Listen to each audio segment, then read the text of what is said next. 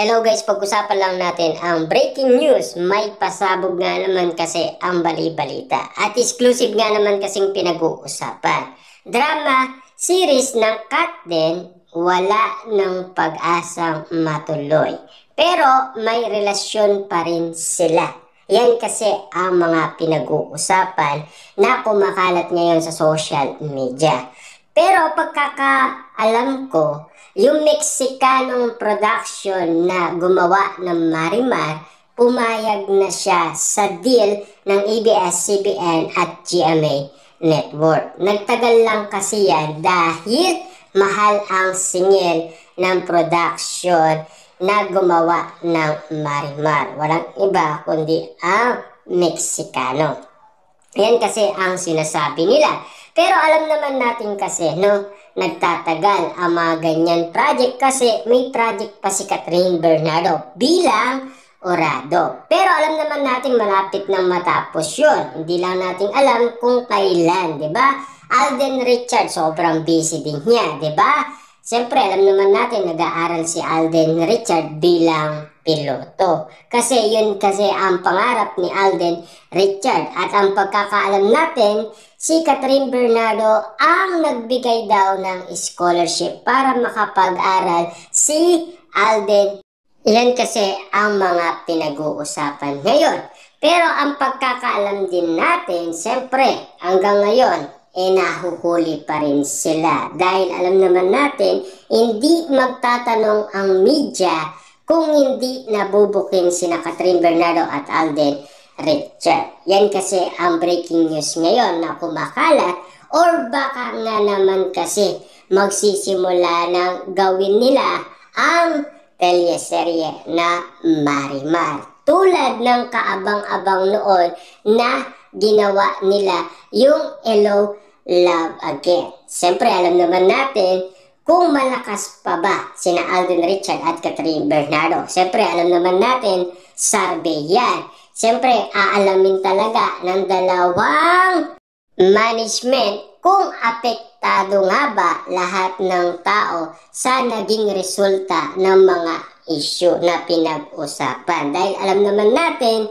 pinag-uusapan si Alden Richards daw ay tumigil sa panliligaw kay Catherine Bernardo. Dahil marami nga naman kasi ang nagalit kay Alden Richards at mas nagalit pa umano ang maraming tao dahil sa ginawa ni Alden Richards. Siyempre, alam naman natin gusto lang talagang ipagtapat ni Alden Richards na maling-mali umano ang dalawang pambansang marites na sina Ogie Diaz at Christy Permie. Gusto lang ipaalam ni Alden Richards na hindi totoo yun. Diba? Kasi alam naman natin si Alden Richards ay tapat talaga ang kanyang pag-ibig kay Catherine Bernardo. Kasi kitang-kita naman natin kung bakit pinag-usapan silang na-develop nga naman kasi si Alden Richards kay Catherine Bernardo nang dahil sa sinigang. Diba? Yun kasi ang alam natin dahil yun ang ibinigay sa atin detalye ni na Marvin at Mark. Kaya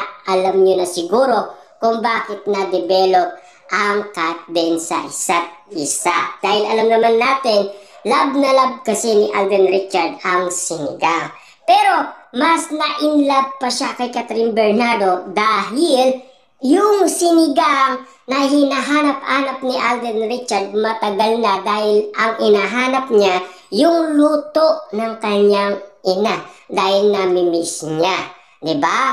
Pero nakuha yun ni Catherine Bernardo. Kaya lalo siyang napamahal kay Catherine Bernardo. Alam nyo ba yung bali-balitang yun?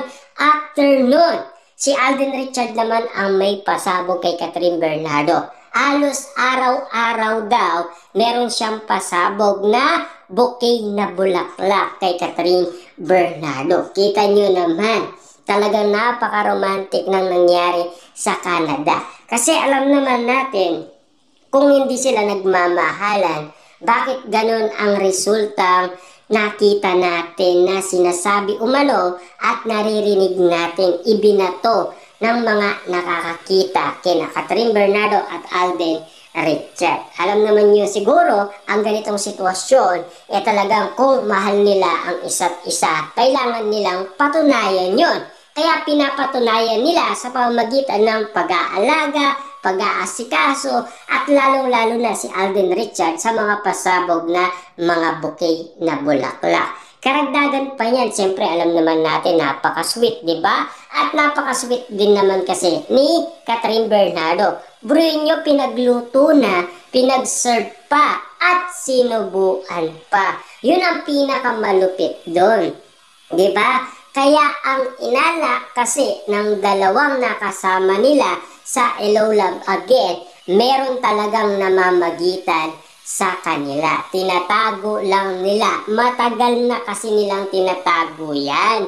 Kasi ang sinasabi lang nila, magkaibigan lang daw sila. Yun kasi ang pagkakaalam ni na Marvin at Mark. Diba? Kaya nga naman kasi biglang nagsalita noon si Joros na hindi daw pasmado ang bibig ni Marvin. Pero nagsasabi lang naman siya ng totoo base doon sa nakita niya umano na kaganapan. Ayon kasi sa kanya, para mag-asawa at magjowa na ang nagiging resulta na ginagawa noon ni Alden Richard at Catherine Bernardo. Kita niyo naman talaga, effective na effective ang mga ginagawa ni Catherine Bernardo at Alden Richard. Tignan nyo naman, hindi sila kaagad pinagdudaan ng maraming tao. Kung hindi sila nabuking, siyempre hindi yan malalaman ni Numan.